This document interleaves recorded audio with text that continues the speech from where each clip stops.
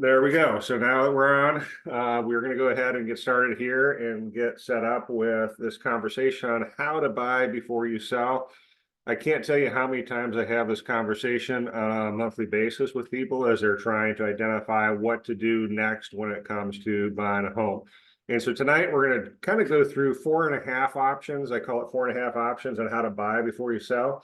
There are probably a few more that are nuanced within these, but we're just going to kind of go forward and deal with this. And so here are the general 4 that we're going to be discussing tonight, as far as the 4 different options that we're going to be discussing with people as they come in to buy before you sell, which is a very popular question. Obviously, cash is going to be at the top of the list. We'll talk about that. It's not as simple as you think with cash, but we will talk about that a little bit more. We're going to talk about collateralized assets. We'll talk about bridge loans, and then also how to do it with traditional loans. So this is probably going to be about a 30-minute conversation, 30 to 45-minute conversation, and then we'll open up the floor. Like I said, you are going to remain unmuted unless you get unmuted. So you can unmute yourself if you would like to, if you have to ask a question. Now, if you get unruly, I may have to just kind of pull it out and mute everybody, but as long as there's no riots in the stands, then we're just going to kind of go ahead and move forward with this. So the first one right there you can see is cash. And if you have cash and you're able to buy a house with cash, God bless you. After all these years, I am still up for adoption. Please consider me. I'd be more than happy to be a part of your family. If you're in this category right here, please consider me. It's a great thing. There's a lot of fun stuff that we can talk about like this. Like one of my favorite knock knocks that's out there is knock knock, and obviously you say, hey, who's there? You'll have to play around even though you're on mute. And there's cash, and you say cashew, and then I say, well, I prefer walnuts. So it doesn't make a whole lot of sense, but it's funny for me. So hopefully you got a little bit of enjoyment out of it. And one of my favorite exercises is called running out of money. So if you have cash, this is a great way to go. 25% of all transactions right now are cash. And so we're seeing that that's going to be a big thing. And you're actually running into that in some of your buyers and sellers as they're coming in.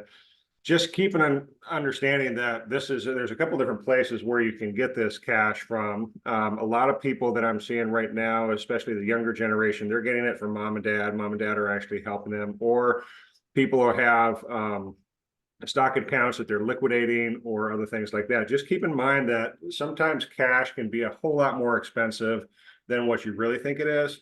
And because there's capital gains associated with it, there's all sorts of other things that can happen with this, but cash is one of the top options. And obviously, who's going to argue against cash, right? That too. The second one here that we have, and Silvana, if you can go ahead and mute yourself right there. We're going to go. Yeah, maybe when nosotros sacamos casas, espérame un momento. All right. So then right here, the next option right here is the collateralized assets. Now, when you get into collateralized assets, this is a whole new range of planning. Not very many people are going to be able to do cash. Not very many people are going to be able to do collateralized assets. But these are options that are on the table for people. And so when you're dealing with collateralized assets, what we're really talking about here is 401ks. We're talking about stock accounts. We're talking about annuities. We're talking about something of cash value that you haven't cashed in at this point in time.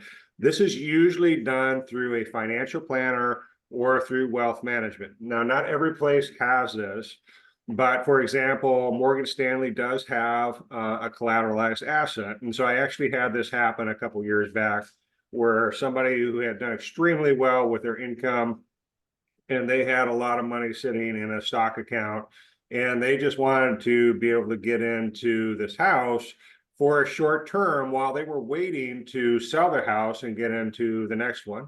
Now, what the financial planner did in this case with Morgan Stanley is they took over all of their accounts. And so they had to transfer them from the financial planner that they had, because the financial planner they had did not have access to doing something like this. and they transferred them over to this new financial planner. And what he did in essence is he securitized them. In other words, he put a lien on their 401k, he put a lien on their stocks, and they couldn't liquidate it or do anything with their stocks or 401ks until they had paid off this collateralization. Now, what the collateralization is in essence is somebody who's going to this financial planner, and the financial planner is saying, yes, we'll provide you with the cash that you need to be able to buy this house. And here's how we're going to do it. We're going to take all of your stocks into our possession. We're going to hold on to them, collateralize them. And then what we're going to do is we're going to reach out to other people who have a lot more money, and we're going to offer them a CD in essence, or a certificate of deposit, where in essence what they're going to do is they're going to help you buy this house by using their money. They're going to get a better rate of return than what a traditional CD is, and then you're going to have to pay this back within 3 to 6 months. So for the person who's lending this money that's been collateralized, it's very safe. And if the CD rates right now are like 3% or 4%, what they're going to do is they're going to say that you're going to be buying, you're going to be, CD rates are really low. So I don't know what, I think they're like 1 or 2% right now. So if they said collateralized assets, they would open it up as a CD for somebody of high net worth who put their cash into this. And in essence, what that would do is that would allow them to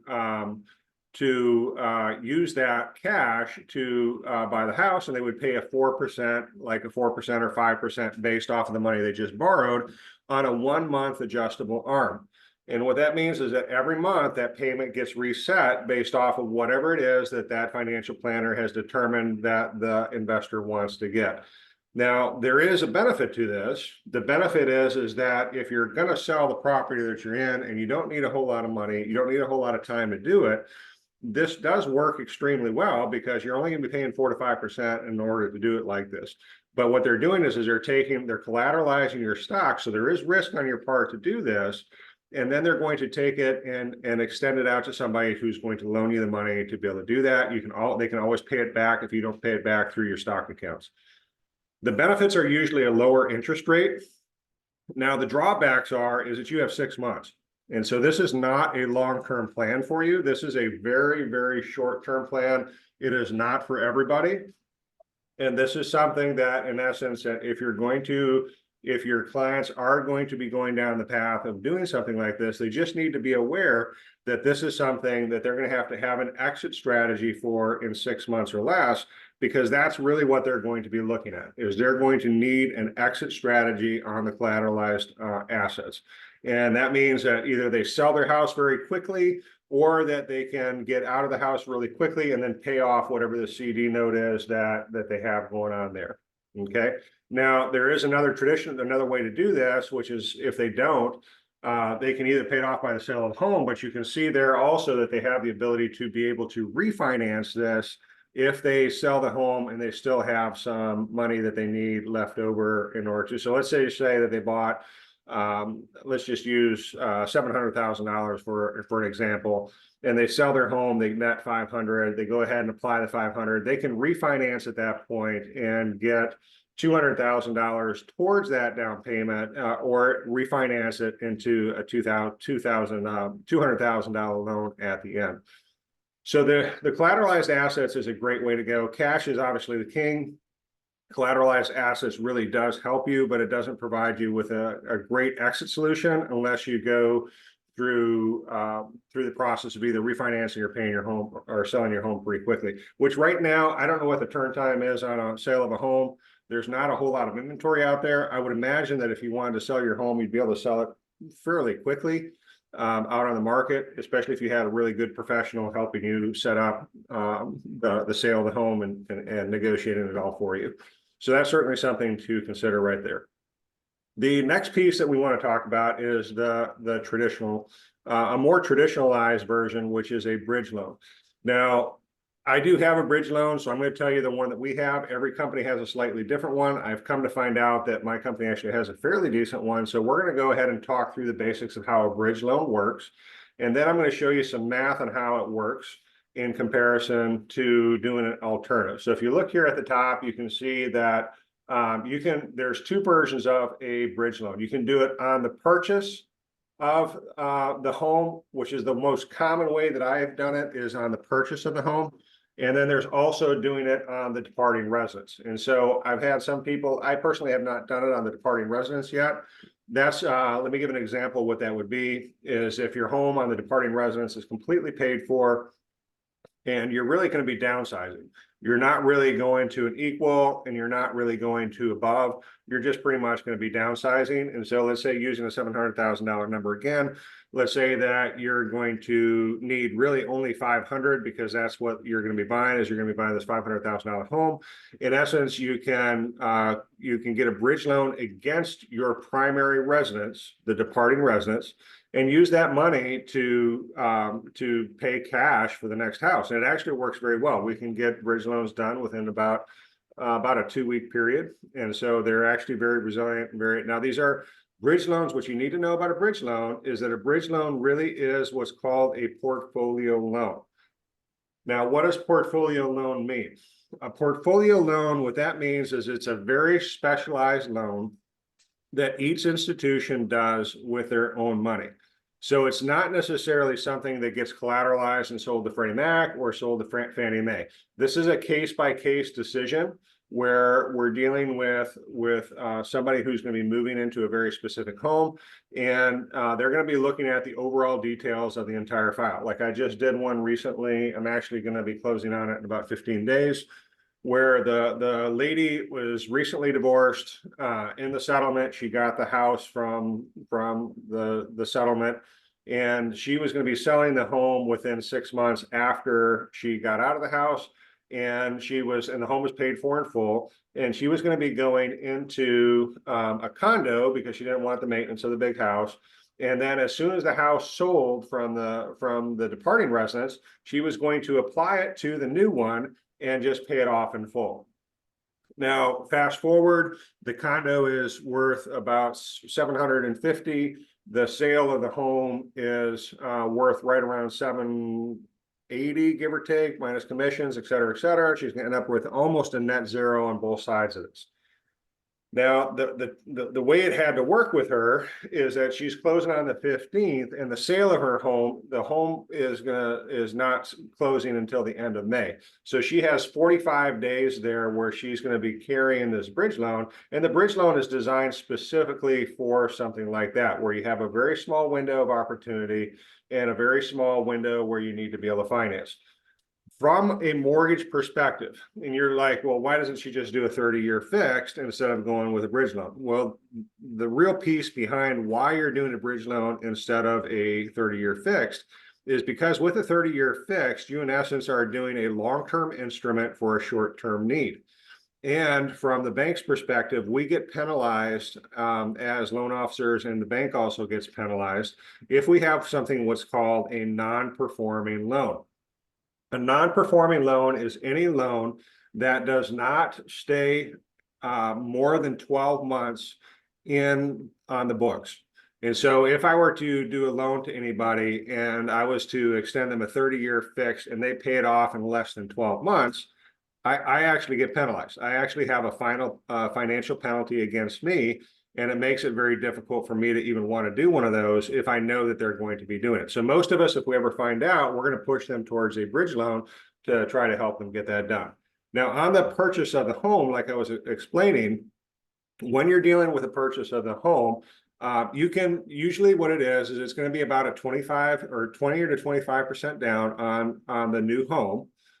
If you're taking the money out of the existing home, which can be done as well and applied to the new home and paid cash, you can use it one of two ways. Now, the great thing about the bridge loan is we don't include the debt to income proportion, the departing residence. Now, I know that sounds crazy, but from our standpoint, because it's a portfolio loan and we know that it's going to be paid off within 6 months, that's how we're looking at it, is we're not considering the debt to income proportion. Now, and the reason why I bring this up is the condo that I'm doing for this lady who is recently divorced and she's moving into it. If I had to use the debt to income proportion from the departing residence as well as the existing new residence, her debt to income proportion would be 75%. Okay. But having said that, because the house is going to be paid for and the new house is going to be paid for within 6 months, we're not using that debt to income proportion for her. And that really helps offset the monthly payment and really makes it a little bit easier because I was able to get an exception in-house. Once again, it's the money of the bank that's actually making this happen to be able to go in and take care of this loan and be able to offset the payment on it completely. So it is designed as a short-term loan. And you have a 6-month, most of the time these have what is called a 6-month payoff. It's designed to be a 6-month payoff, meaning that they want you to have an exit strategy, no different than if you're using the collateralized assets. They want you to have an exit strategy that happens within 6 months. And so typically, if you're going into a situation where somebody's gonna be using a bridge loan, we want to make sure that the seller has either a good value on the home, or they have a listing agreement on the home, so that there is a determined exit strategy with this house, meaning that we know exactly how it is that they're going to be able to pay this off within 6 months. Like the other one I did not too long ago, where I did a bridge loan, the guy was actually going to be getting a big bonus, which was an amazing bonus. I just want to let you know. And he was going to use that to pay off whatever was left after the bridge loan was done. And so he got a bridge loan for 80%. He got a bridge loan for, I think it was like 30%, and he put down 50% or 70%. Sorry, he put 70% down, got a bridge loan for 30%. And then that bonus was going to be coming within less than 6 months. We already had the documentation that was coming, and I made it a real quick, real easy way to get this done. Bridge loans usually are going to be interest only, which what that means is that they're not going to be amortized over that period of time, and they're going to be set for whatever that interest rate is. Right now, the interest rate for a bridge loan is going to be between 9 and 10%, somewhere in that ballpark. So they start usually around 9%, and they work their way up from there. Now, there's no escrows with these, and so taxes and insurance are paid for separately. Just keep that in mind when that comes down, because even at closing, even though they may take some for taxes and insurance, anything that happens after that, if you're halfway through the cycle, they have to make that payment themselves. The great thing with the bridge loan is that it is interest only. It is designed for up to 6 months, but if you sell the home and you pay it off in the first 2 months, you're not paying 6 months of interest, you're only paying 2 months of interest. And so there is some benefit to this when it comes to this, and you're going to find that probably it comes down to it's affordable. On the next page, we'll go through the math here real quickly so you can see how affordable it is, comparatively speaking, compared to an alternative, which is the traditional 12-month loan. Now, with this lady who was closing on this condo, she would not have qualified for a 12-month traditional loan because her debt to income proportion was too high, and it just simply wouldn't have worked in any case whatsoever. It just was a bad deal. Now, with some of the other people who are trying to consider the difference between going with a 30-year, and I tell them, as long as you're going for full 12 months and you're willing to stay with this loan for 12 months, because everybody gets hung up on the 9%. Compared to like the 6.5 or 7% where the interest rate is right now. They get hung up on that 9% versus the 6.5, 7 where interest rates are. But the news is that if you have to go for a full 12 months, many times that full 12 months is significantly more in cost than what you would find if you went through just the 6 months of a bridge loan and did it accordingly. So here's the general math on how this is going to work. So if you look at the top right over here, you can see I have the bridge right here at the top, and then down below I have the traditional numbers right here. Both of these are assuming that you're buying right at 500,000 and that you're putting 20% down, because that's the way that the bridge loan would work, and a traditional side-by-side in essence would be the same thing. So if you look at a $500,000 purchase price here at the top, 20% down, your closing costs are going to be a little bit higher with a bridge style loan. Now, the beauty of this bridge style loan is that the bridge style loan, you are paying some closing costs, you are paying 1.5 in order for the privilege to use this. And then your monthly payment is, I ran the numbers on it, it's roughly $33.63, and this is interest only payment for 6 months. Now, let's compare it down here to the bottom. If we come down to the bottom, you can see the $500,000 purchase price right down here. You can see the $100,000 down, 20% down. Closing costs, $4,000 cheaper because you're not paying for that point. Okay, well, that's a big deal, right? And then down here, it's $300 cheaper per month. Now, let's do the math together so you can kind of see how this would work. So I'm going to bring up a calculator, and we're going to just kind of bring this over and kind of do the math together so you can see, generally speaking, how this is going to work. So if we were to do the closing cost, let's say we did 3363, this is the bridge loan monthly payment, and we multiply this by 6 months. Okay, so you're at 20,180. And then we add the 21,000, which I rounded up to. This is not a precise number. This is just a rounding number. But this is pretty close. Okay, so if we did that, you would see that the total cost for these 6 months is going to be 41,180. This is actually a pretty real number. Now, if we go down to, so we're going to save this in our minds, 41,180. And now we're going to come down here down to the bottom. And so we've got the number of 3,063 and 89 cents. We're going to multiply this by 12 months because you're required to maintain this loan right here for a full 12 months. And so that gives you 36,766. We're going to add in the $17,000 for closing. And now you can see that you would be with a traditional loan at 53,000 versus 41,180. And so quite frankly, here's where this makes more sense. The bridge loan does make a lot of sense when you're dealing with it from that math. Plus, here's the thing that you got to remember is that 41,180 and 52 cents. If instead, let's subtract 1 month. Let's say you don't need 6 months, you only need 5 months. So now you're subtracting 33.63 and 42 cents. Now your number's actually gone down. And let's say you need 1 month, even less than that. Instead of 6 months, instead of 5 months, now you're down to 4 months. We're going to subtract 33.63, 42 again. You can see that the savings really is there when you compare the bridge loan to the traditional loan. And so this is actually not a bad way to go if you start looking at the math in accordance with this. Now, sometimes I can get going a little fast on the math. And so have I lost anybody, or does this make sense? If you want to unmute yourself, if you have a question, please do so. Otherwise, I might keep going. Everybody tracking so far? Okay, rattle, rattle, rattle, rattle. Okay, all right, good. So I'm gonna call it either I put you to sleep or I actually won the day and gave you the right numbers. One of the two, okay? I'm gonna lean on the first one. All right. So coming back, you can kind of see that as it's coming down. Now that's the basics of the bridge loan as you see it right there. But there is another way to do this. And so you're not just stuck with going the route of doing the bridge loan, because once again, we have cash, which is not everybody's gonna be able to do cash. We have collateralized assets. Not everybody's going to be able to do collateralized assets. And then the last one is the bridge loan. And, you know, bridge loan does work for a lot of people, especially if you're able to either get the 20% down, either from the departing residence, or you have it in some form of liquidity to where you can put it on the new one. Now, let's throw out one quick idea on this, because let's just say that when you're done with the bridge loan, let's just say that you have $100,000 left as far as the loan amount. Well, then that's entirely fine. We can do that with a balance left over. But at the 6 month mark, if you have a balance left over, we have to refinance that into a permanent loan. So sometimes the bridge loan does make a lot of sense, but if you're having multiple moving pieces, sometimes it may not. Now, we had one situation, and this is not one that I personally have done, but it's from a counterpart of mine in Northern Virginia, where they found one of these opportunity homes.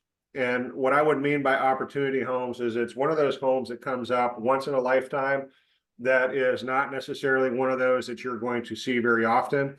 And if you don't get it when it shows up, you're probably not going to see it again on the market during your lifetime. Okay, the bridge loan works fantastic for that situation, but they had to do, in essence, 2 bridge loans because they had to take money out of the departing residence. They had to put that money towards the new primary residence. And then once they were done doing the departing residence and on the primary residence, and the 6 month rolled around, they sold the primary residence. And then now they had to pay off the new primary residence, which they did, but they had a slight loan left over. They had to refinance at that point in order to be able to get it into the permanent loan for the next 30 years. Now, in that case, I would say that was a very expensive way to go, because once again, you're looking here at $21,000 in closing cost for this house. You can imagine with the bridge loan on 2 homes plus a refinance at the end, you know, that was a fair amount of money. But based off of the opportunity cost of this house, for them, it was worth it. I personally would really rethink my decisions on that very closely, but that is something that is available should people want to go down that path. All right, now there is one more method. So we've talked about option one, which is cash, option two, which is collateralized assets. We've talked about number three, which is the bridge loan. Now we're going to talk about 4 and 4.5. Chris, Yeah. so on the collateralized loan, so there are only certain companies that have that option. You can't, how would you find out if the financial policies you're under offer the collateralized assets? That's a great question. So that's not every place has it. More of the independent companies are the ones that don't necessarily have the collateralized assets. So if you're dealing with a small brokerage, so to speak, or those tend to be the harder ones. The ones that I know have had it in the past have been like the JP Morgan Chase, the Merrill Lynch, the Morgan Stanleys. Those bigger ones, they do tend to have that. They have a wealth management division that operates within those.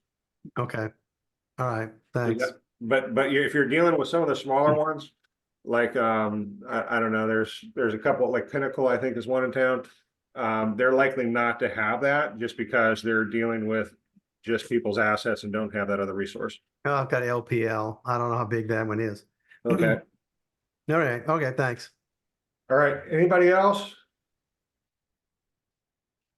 All right. Either I've thoroughly confused you or I've actually done a great job. I'm going to lean on the second one for the time being. Hey, Chris, there's a couple of questions that we have been texting. I'm sure. I didn't know we had. I didn't even check the chat. I'm sorry. You don't have audio. Okay, you got it now. Person with an I-10 qualify for a bridge loan. Okay, so let me put some meat to that so people know what you're talking about, Arlene, because not everybody's going to understand that. An I-10 loan is an individual taxpayer identification loan. And the individual taxpayer identification loan is more like a foreign national loan where people don't necessarily have the proper documentation for residency in this country. And so that for a bridge loan, that would be a case-by-case basis. I'm not going to say no on something like that, but I am going to say that would be very heavily on a case-by-case. But all bridge loans are going to be case-by-case. They're going to be looking very closely at their ability to, they want the end game. They're going to want to know their credit, income, and assets, know if there is an end game in mind and what that end game looks like. And by end game, what I mean is, are you able to pay it off in 6 months? Because that's really what they're looking at with the bridge loan. Okay. Let's see here. What if you can't sell the house within 6 months? So Diane brought that one up. And that's a great question. And so what they expect you to do within the 6 months is they're expecting it to have an end game.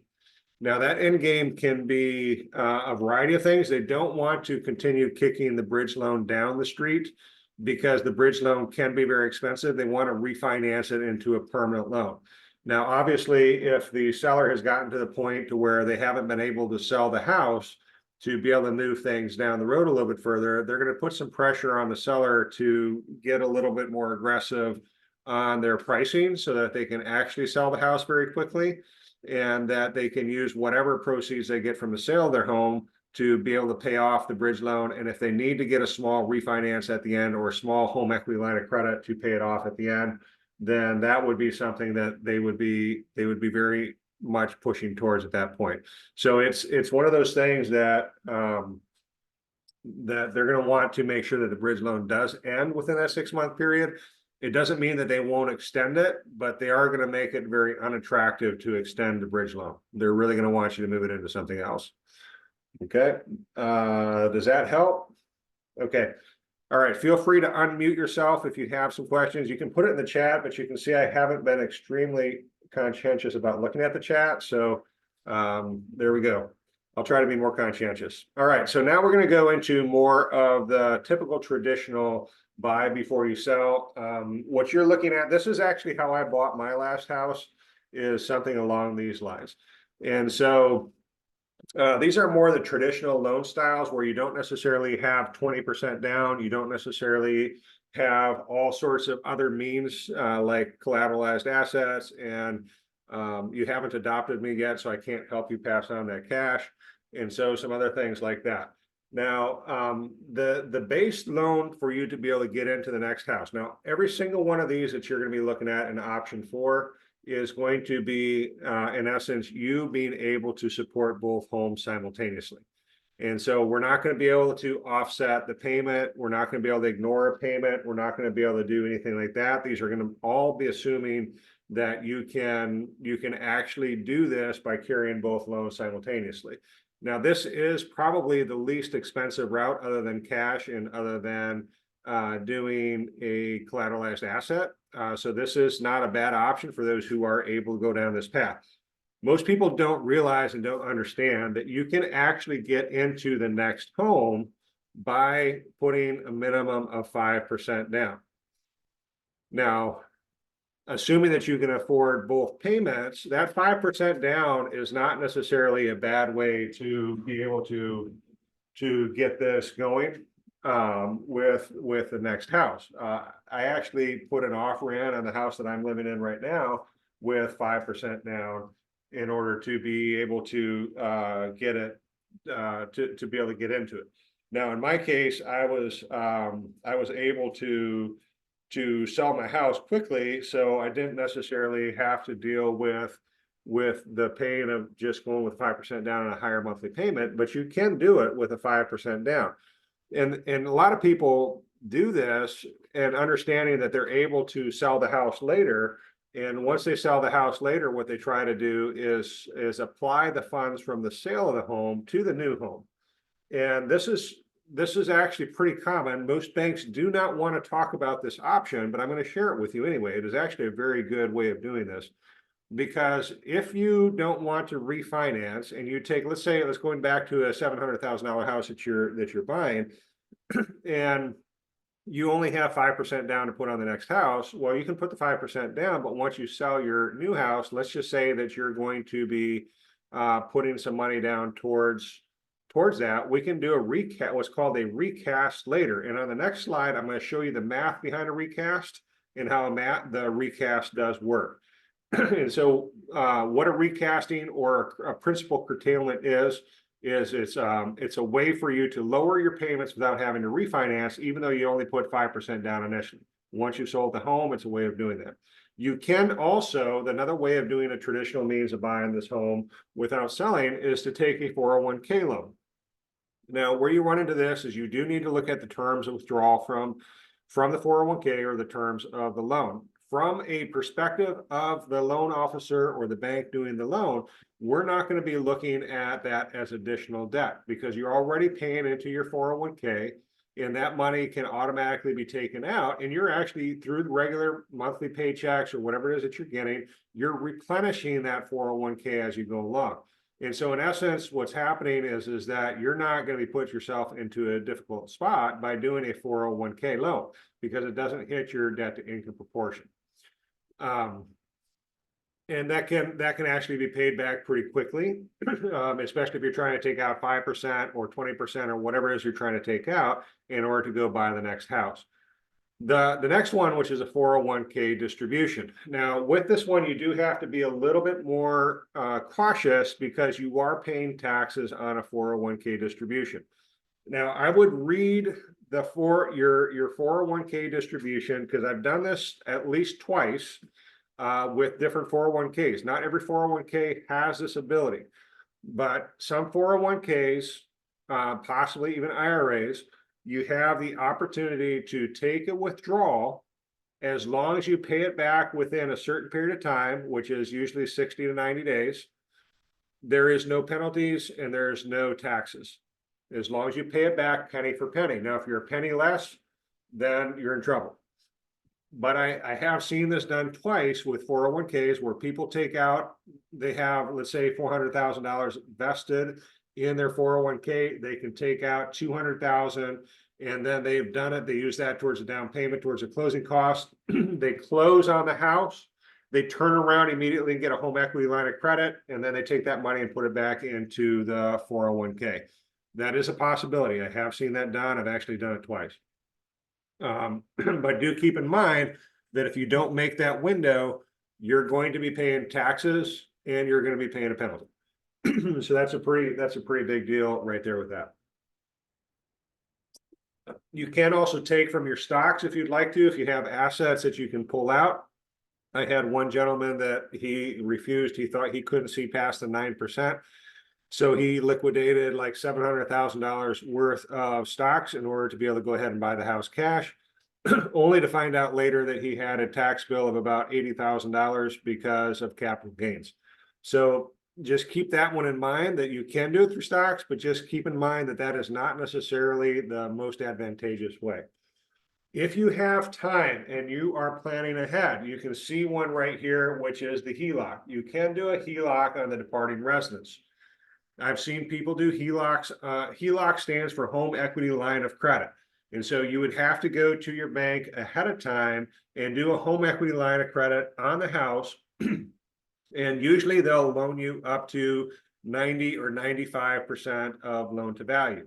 Now, the reason why this is important is because you can take the cash, the equity that's out of there, use it on the new property. In other words, what you're doing is you're creating your own bridge loan by doing it that way. The thing is you can't wait to do a home equity line of credit until you're under contract on the new home. You actually have to do it well in advance, because the minute they find out that you're selling the property, they're not going to give you a home equity line of credit. Okay, so that's number one. Now, number two, if you do it 6 to 8 weeks ahead of time, we do have to include the debt to income proportions with there. But at the same point in time, you now have the liquidity to be able to take that money real quickly and apply it to the down payment on the house. This is actually a tremendous benefit to you if you decide to go with a HELOC. The piece that you do need to know with the HELOC is most of the time there is no closing cost with the HELOC unless you pay the HELOC off before the term.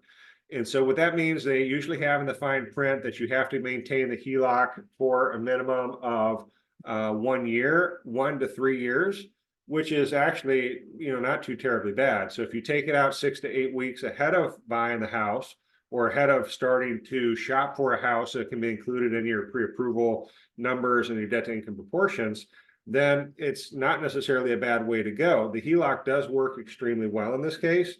The closing cost on most HELOCs are going to be between $1,000 and $2,000, which is not a terrible amount of money. So that is a very good way of going compared to a bridge loan, if you can actually take the money out ahead of time and still make that work with your debt to incomes and everything else. Now, if you wait till the last minute and you try to get a home equity line of credit, you're probably going to be in a really bad shape. The reason why I say that is because with the home equity line of credit, it usually takes 6 to 8 weeks to get those closed. Okay, and so kind of keep that in mind as you're going with it. Now, the half option that you see down there at the bottom is a traditional refinance, cash out refinance. And you can see that one down here at the bottom, 4.5. I really call it a half because it's not really something that I would consider as a wonderful option, primarily because what ends up happening here is with these is that as you're going through the cash out refinance, you're signing documentation there that you're going to be living in this property for the next 12 months, and that is going to continue to be your property as your primary property for the next 12 months. And that's actually a pretty big deal because once again, going back to traditional loans, 12 months is going to be the bare minimum requirement for a performing loan. And so if anybody knows that that's what's happening, they're not going to give you a cash out refinance. Not to mention that cash out refinances right now are probably around 7.5%, 8%. So it's not necessarily always the best way to go, but there is a consideration there with this.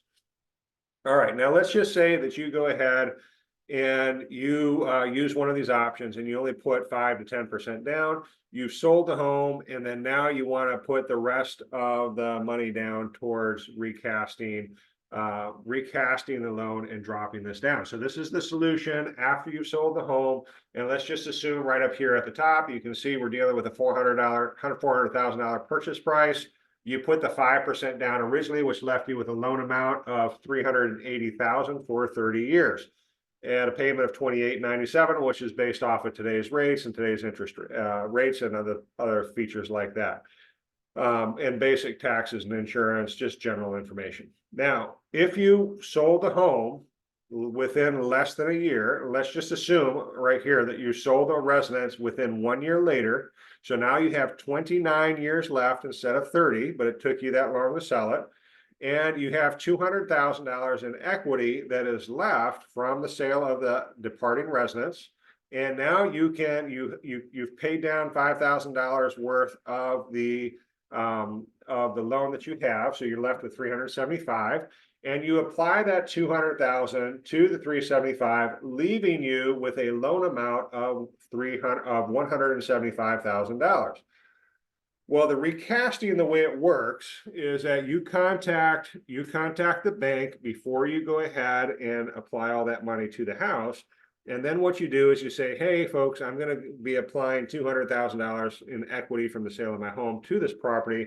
I would like to recast the loan because I am doing a payment to do principal curtailment. Those are the words that you really need to be thinking about and using as you're talking to these folks. Now, most banks do not like doing this, but they will do it if you're persistent enough. And it's not something that the snap of a finger actually happens. It's something that will take you 90 to 120 days to get through to them.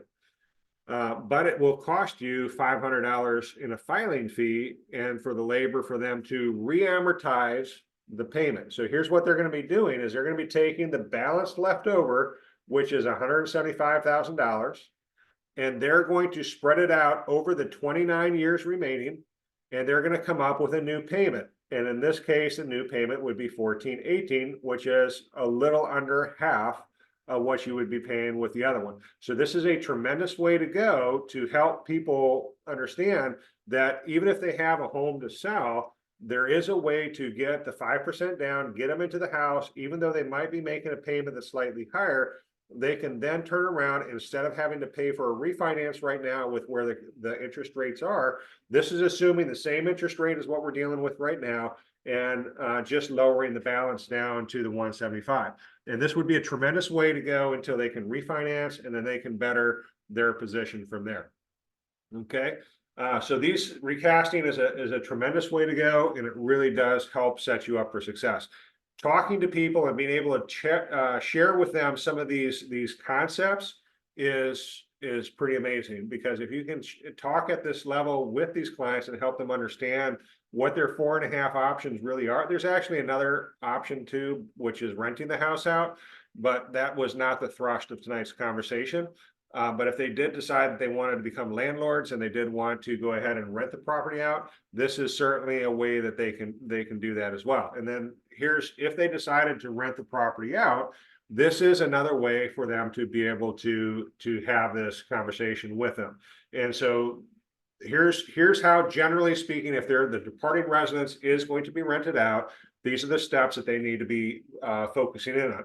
They need to have a lease in prior to settlement. Now, that doesn't mean that the lease starts the day that they close on the new house.